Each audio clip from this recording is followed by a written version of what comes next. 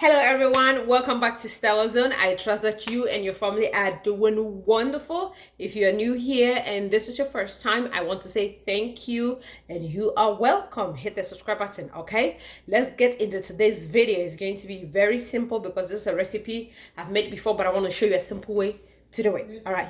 So for today's video, I'm going to be making konkonte, Ghana konkonte. If you don't know what konkonte is, I'm just going to keep it simple. Konkonte is made from cassava.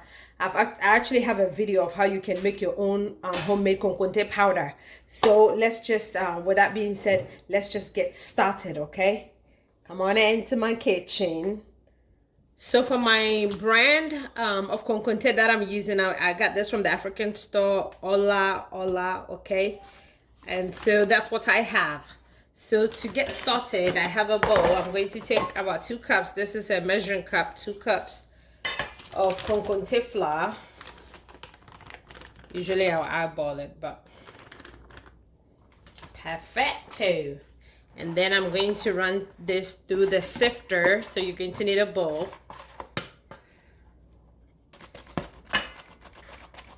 I'm adding 1 extra cup, so it's going to be a total of 3 cups of konkonte flour. The next thing I'm going to do is I'm going to transfer this into a blender. This is where it changes everything and makes it easy for you. Now, if your konkonte powder is very smooth, please skip this blending process.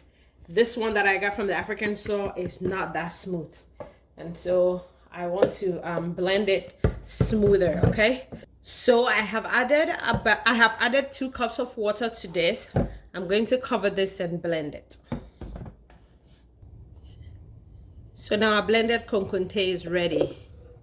Now it's nice and smooth. So let's go over to the stove and cook this thing.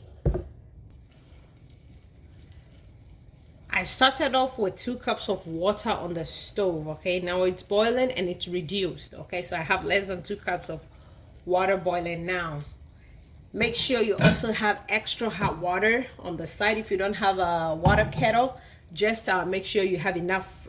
Just boil about 4 to 5 cups of water and then scoop some and put on the side, okay? Pour some into a glass container, put it on the side so that whenever you are making your konkonte, if it's hard, you can add the water and it will sort of loosen it up to the consistency you want. So now the next thing I'm going to be doing is I'm just going to pour in the blended konkonte. Make sure you're stirring.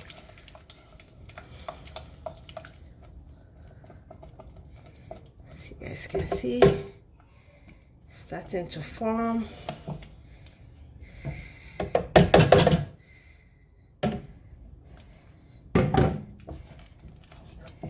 So you stir, okay?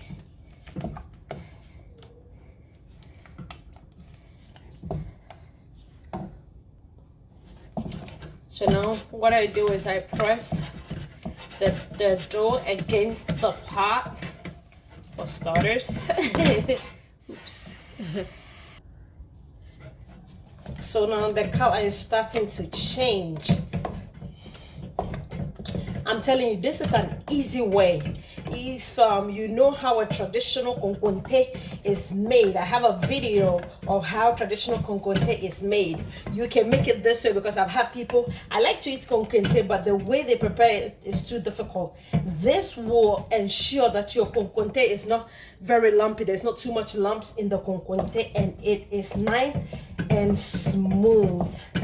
Look at that. Look at that. Ladies and gentlemen, now this is a beautiful konkonte.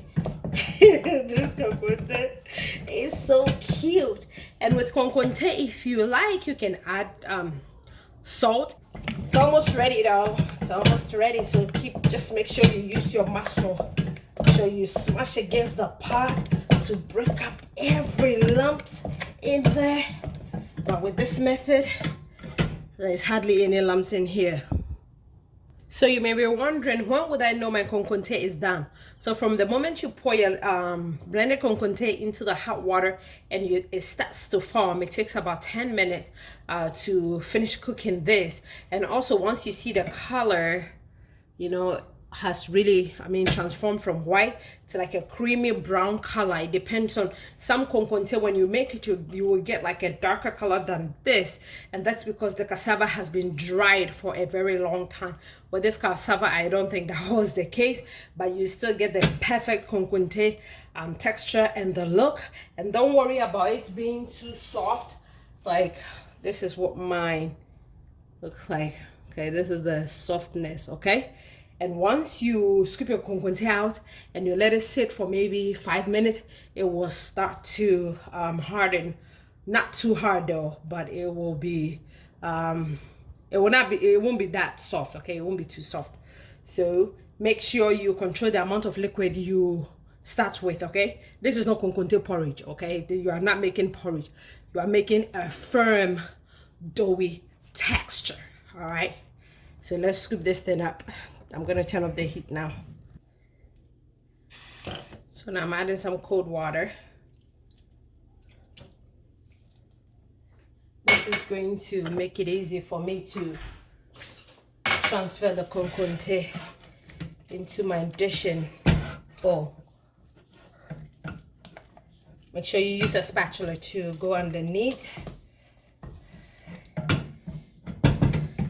Now it's going to go into my earthen bowl, aka a sankan, just like that. I'm going to let this cool down before I dress it up. Okay, so I'll show you how I do that also. So let's just let this cool down. As you wait for it to cool down, make sure you sprinkle some water on top of it. Or sometimes if you already have your soup that you've made, you're going to have your konkonte with, scoop some of the soup, a little bit of it with where if there's oil, and just put it on top of the konkonte. That will prevent the top from drying. Okay, and then once it cools down, you'll be ready to serve. So here you have it. Okay, homemade konkonte, made effortlessly, easy. Nathaniel is ready for this konkonte, y'all. So from my kitchen to yours, enjoy making this recipe for your family and with your family. Okay, this is simple and easy. Like, comment, share, subscribe until I come your way again with another video. Remain in God and have a blessed week, guys. Bye. Adios.